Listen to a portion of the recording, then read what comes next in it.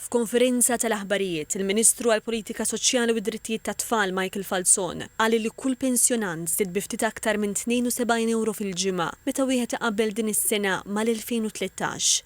Is-Segretarju Permanenti Mark Mussu spjega kif tul dawn is-snin issaħħu l-pensjonijiet tal-anzjani bil-pensjoni minima ta' dawk li twildu qabel l-1962 u tar-romol sabiex sa sentejn oħra jieħdu l-pensjoni sħiħa tal-konjugi. Żied li dawk li bdew jieħdu l-pensjoni wara l-2008 qed jieħdu aġġustamenti fil-bonus tal-għoli tal-ħajja. Spjega li bil-politika msisa fuq il-prinċipju li bix-xogħol jaqbillek u ta' politiki li jinkludu child care b'xejn, l-iskema ta' tapering tal-benefiċċji u l-in-work benefit 10 snin ilu naqsu sew in-nies li jiddependu fuq il-benefiċċji soċjali. Fejn rajna tnaqqis fid-dipendenza soċjali, ġifieri tnaqqis fin-numru ta' nies li jiddependu fuq l-assistenzi soċjali, ovvjament żdiedu mbagħad il-benefiċjarji kontributorji b'mod partikolari dawk fuq il-pensjoni tal-irtirar, imma żdied ferm aktar minn hekk l-investiment soċjali allura komplessiv illi sar fuq diversi pensjonijiet u benefiċċji kontributorji u non kontributorji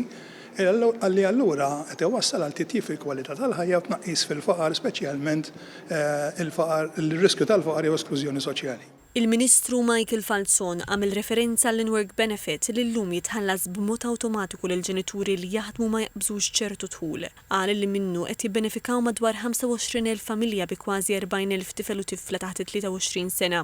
Innota li fi 11 sena dawn il-ġenituri rċevew bejniethom ma' 88 miljun euro.